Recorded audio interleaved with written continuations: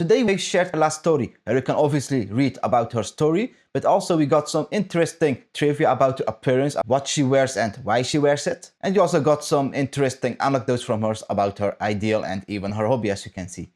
But there is also one very interesting thing, which is her evaluation report, which is basically a report about her powers. How stable are her powers? Because as we saw with Camilla last time, Camilla is overclocking all the time. So is Cantarella also prone to overclocking or not? But let's see what's about. I think it's really interesting to read things about this. You know, you get to know the characters a bit better. It is just a zen moment. So what do we got? The current head of Cantarella the Bane. Whether I am the bane of the wicked or the pure is yours to decide. No need to answer. The moment you arrived, the ripples that surrounded you told me all I need to know. So she can read someone their intentions by just looking at the waves they create in the water. So the story about Cantarella, laying the groundwork. The Portovana Castle, perched high on precipitous cliffs, is the residence of Cantarella, the current head office. Around the castle, waterfalls rumble and flowers thrive. As night falls, a violet mist rises, enveloping the crown-shaped ancient structure in mystery. The strangest things unfold here. Unwelcome visitors always end up lost in the garden, unable to find the entrance to the castle. As the night wears on,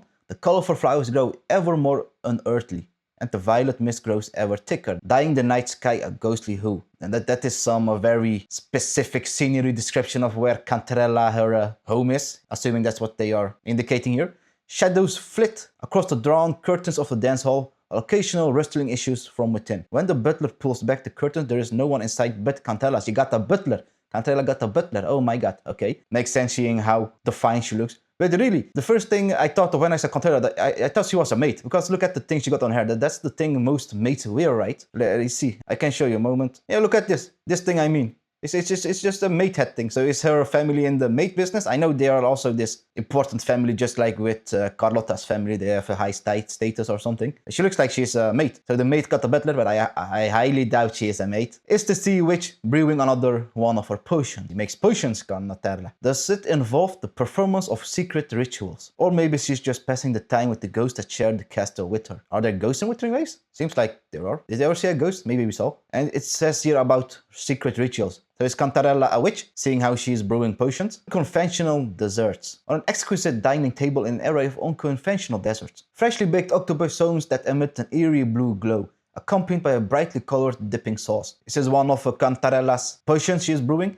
Jelly rose juice mixed with peppermint as concoction of red and green. Cookies covered in prickly hard frosting. Cookies. Cantarella puts one dessert after another in her mouth. Damn, she is binge eating, savoring every bite. The toxins secreted from the tip of her tongue neutralize those in the delicacies, but only if they are consumed in a specific order. So her mouth is toxic? I'm not too surprised with that, since knowing that her tongue has the tasted mark. So it's a toxic tongue. Today we have blue ringed octopus stones and jelly rose juice for dessert. And an endless supply of crown of thorn starfish cookies. An endless supply, so Cantarella likes her starfish cookies. A caveat, if I may, eat them in the correct order or bad things could happen. So she needs to eat all these toxic foods in a very specific order so she doesn't get poisoned. And it seems like it has to do something with her powers, since it says that the toxins that secrete from the tip of her tongue neutralize those bad things. So you got a toxic tongue basically. An interesting fact it is indeed. A brand on the tongue. Talking about tongues. Cantarella has tasted many delicacies. Fresh sea apple, poisonous jelly rose medusa, succulent blue ringed octopus, to name but a few. With each bite comes a burst of poisonous juice. Yep, she is eating poisonous foods it seems. It burns its way down her throat and into her stomach. But okay. Air is sucked out of her lungs. It wasn't her tongue like neutralizing the toxins. As her body twists and convulses, oh heavens, okay, until consciousness takes leave of her. She's passing out while eating this. When she comes to, she feels no pain, not in her tongue or throat, not anywhere, she feels nothing. Was she trying to opt out of life here? Is that what this is indicating maybe? The tasted mark runs from the tip of her tongue down to her throat. It is a brand, a symbol of Cantarella's lethal powers and unmatched toxicity. So it is not just at her tongue, it runs down until her throat. So that, like, how does it run down to her throat? Or like, does she mean like the powers run to the throat? But damn, this do be messed up though. Voluntarily eating such a poisonous food to opt out of life, or she's trying to test her powers, or this is when her powers appear? Kinda messed up. A suffocating embrace. Flowers make way. Gates open of their own accord. The head of the Visalia is expecting a special guest. Is that special guest us? From distance, she looks peaceful like a calm sea owner. She exudes grace like a jellyfish bobbing in gentle waves. Appearances can be deceptive, though hidden beneath the calm surface are treacherous currents. and flowing inside the wavy tentacles is deadly poison. The sumptuous dress, the porcelain skin, her slightly bored eyes. Of course she has bored eyes. She doesn't really have bored eyes. She's like always looking a bit interested or sneaky, like, you know, with that look. Every even breath she lets out, everything about her is laced with poison. I did not think about that when I saw Cantarella. She really doesn't look poisonous to me. Does she look poisonous? I have no idea. My biological knowledge scheme is non-existent, you might say. Intentionally or unintentionally, her toxicity radiates out, polluting the air and clinging to you. Damn, she's just like Castori's then. Like having this aura around her that is deadly. Well, in Castori's case, it's more like that. And in Cantarella's case, it is the toxicity of her bodily fluids, maybe. But it said earlier that the tip of her tongue secretes the toxic things. So then is the thing she is wearing specifically then also toxic? Because just why not? Her nearness is a warm brace that grows more and more suffocating as the seconds tick by. Her toxins touch each inch of your skin, burrow it under, and eventually become part of you. They lay bare your secrets to her. My heavens, what the hell? So when we are playing the main quest or the campaign quest, when you get close to Cantarella, we are getting poisoned then? Is that what's going to happen? And I wonder though whether this toxinous spreading is in the water or in the air. Since in water, particles flow a bit more difficult than in the air. But if the water is flowing, of course, it can easily reach you. So I wonder though, if it's in the water, isn't she like killing every other fish in the sea? Anyway, we got the resonance evaluation report. So is Cantarella her power stable or not? Level public. Visala Apothecary Rosemary's examination record, special edition approved by the family head. It is clear that the current head of the Visalia family, Lady Cantarella, represents the pinnacle of the family's poison-related forte.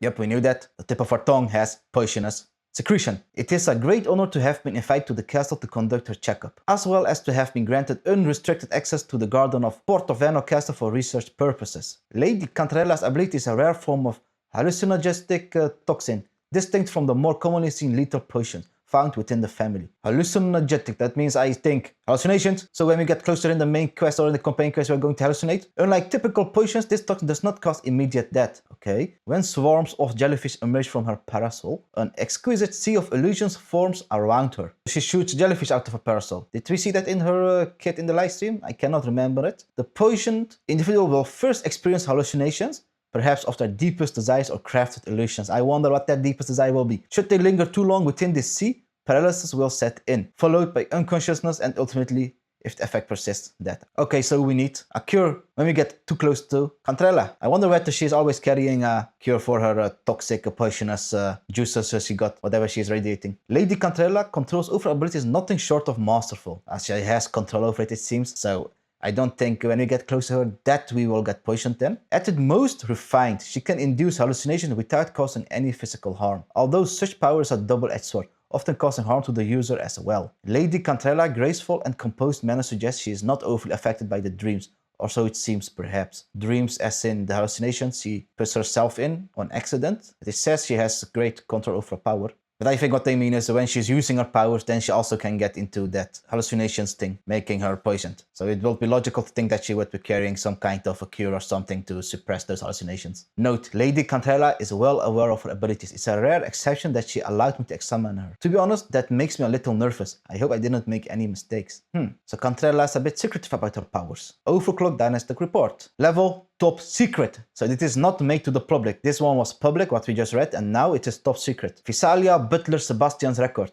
Butler as in Cantarella's butler, because we just read earlier that she has a butler. Family had mental health management. Childhood experiences, childhood traumas, the trials and the prolonged use of her Forte, Sea of Dreams, have caused irreparable damage to both Milady's mind and body. Just like with Changli, right? She had also difficulty with her powers in the past, and she birthed herself, if I remember correctly. Now she has great control of it, and that's why Changli is wearing that black eye thingy, just like Gojo, to have better control of her powers, to not burn herself or let her powers go out of loose. If I remember correctly, though, I cannot remember it exactly. So at present, part of her frequency record is missing. Judging by the waveform increment, the missing part should be steep, bordering on the threshold of overclocking. Oh boy, is Cantarella going to make her toxic tongue secretion thing explode or something? She's going to do like a big explosion wave. The remaining waveforms exhibit a rare form of bipolar divergence, and at its worst, several indistinct waveforms seem to have emerged. So this data can indicate that she might lose control one day, that she might overclock. The alpha waveform fluctuates wildly, The beta waveform is extremely stable with no signs of abnormal fluctuation. Okay, that's good. The gamma waveform is short in amplitude and seemingly underdeveloped. I don't know if whether this is a gamma though. And is this sigma? The sigma waveform is blah blah blah blah. This does not look good. System error warning, system error unread. Well, I think Cantarella is going to overclock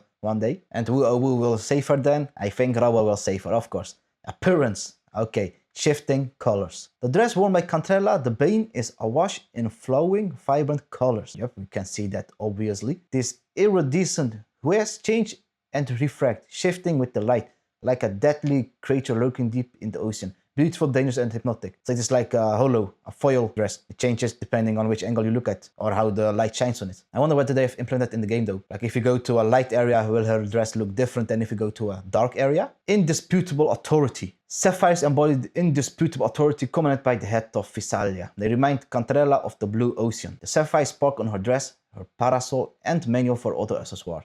They add to her elegance and enigmatic air. So those jewels basically represent pristinity. Two sides of the same Bane. Cantarella can be as accepting as the ocean, or as insidious as a tasteless and odorless poison. So we cannot even recognize that we got poisoned before it's too late, before we go into the hallucinations. Like we are like going an instant into the hallucinations and then we eventually die. None can fathom what's hidden in the depths of her fathomless eyes. She leisurely approaches. Beneath her calm exterior is a violent storm waiting to happen. Just like a poisonous snake, it seems, eh? Anecdote. Cherished item. A jellyfish. Coral parasol. Oh, it's a parasol. It's literally a parasol with, as the covering, a jellyfish head. I don't know if it's a real jellyfish or not though. The parasol carried by Cantarella. Its round canopy resembles a soft, plumpy jellyfish with long, graceful tentacles that seem to float effortlessly in the air. The ribs of the parasol are crafted from deep-sea coral, meticulously shaped into perfect curves that gleam with a subtle glow. Both beautifully delicate and unyielding strong. At the handle, sapphire is embedded, a symbol of the unshakable authority of the family head. So this jellyfish parasol reflects the authority of the family head, which is Cantarella. That's an interesting way of representing authority. Violence has never been Cantarella's first choice, but when forced to defend herself, she merely spins a parasol and in an instant, the canopy radiates brilliant light. From it, a mesmerizing swarm of jellyfish unfurls, drifting into a fantastical sea of illusion. Throwing her enemies into this enchanting yet perilous sea of dreams is a signature of art of Cantarella. Yep, we know she can put you in a genjutsu. Like its owner, the parasol may appear soft and fluid, yet when the need arises, it's always indestructible. And this one surprised me that Cantarella has this sneaky way of fighting now. Not like sneaky, but that she is poisonous and that she seems nice at first or not dangerous, but when you get too close to her, she is dangerous and has crazy hidden powers. Because when you look at her face, literally every anime character who has this kind of face, who looks a bit with their eyes closed down, have this hidden power in them or know what they are doing, that they have control. It seems like we read in the evaluation report, Cantarella hasn't that great control of her. Well, she has control of her, but it's just the side effects of her power, since she also gets affected by it by a little bit. And that she is about to overclock, maybe, due to the weird signals we got right here. But we shall see, we shall see. So, Cantarella's hobbies. You see those delicate blooms in the garden? I shall pluck them and distill their essence into sweet concoctions. Toxins in their petals, once crushed, will be tempered, the poison dissolving like a fading nightmare, leaving only a soft fragrance that becomes sweet dreams. So she has made the toxins not toxic anymore in this food she's making. But we just read earlier that she likes her toxic food. Was it toxic? Some of them were. Cantarella's ideals. I've longed to craft a potion like no other. One born of my soul, to free the dreams buried deep below and let them soar, singing through the waking world. So she wants to die then, Cantarella? Since we read earlier that she was like making an attempt to opt out, since she willingly ate quite toxic food and passed out, but when she woke up everything was fine. But I was not sure what was happening then. Was she trying to opt out?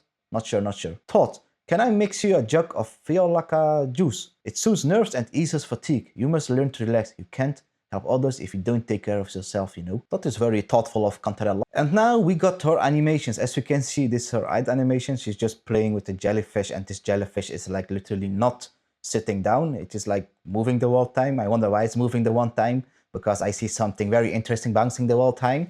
But anyway, her character menu idle animation now. And that's her signature parasol. Well, her parasol she uses to represent the head of the family authority she has. Absolutely beautiful, beautiful flare. And then we got her confine animation, which you also saw in the live stream. She's just taking a sip of, no, she's not taking a sip of her tea. She's just chilling, and voila. And the beautiful jellyfish. Yeah, this is the start of her animation now. Yeah, beautiful. I hope we can get that and win the 50-50. And now the resonance liberation. I think you might have seen it a billion times due to the leaks, unfortunately. But beautiful. We see her test at the mark on her tongue, which has a like I said a billion times and we read earlier, secretes poisonous toxins. Pretty interesting. And that's it. So what have you learned about Cantarella in this story profile of her? 1. She likes to binge eat cookies. Well, not your usual cookies, a weird kind of cookie. What was it? Like a seahorse cookie? Where does it say? Cookie. Yeah, cookie covered in prickly hard frosting. The other thing we learned that she is prone to overclocking due to the weird data we got here, since it says in the public form that she has control of her powers, but in this top secret report, she has some signs of overclocking maybe. And the other thing is that the powers of her toxic powers also does affect her mind and her body. That's what her butler said. And that one of her hobbies is just basically cooking a lot, because Cantarella's hobbies, what's she doing here? She is just collecting blooms and making good food out of it. And I think Cantarella is the hottest waifu in Wuthering Waves right now. I really wonder how Wuthering Waves is trying to top her off. So as in, which character can they release that is more beautiful than her? We will see that in the future. But for now, I thank you for paying attention and see you the next time. Bye.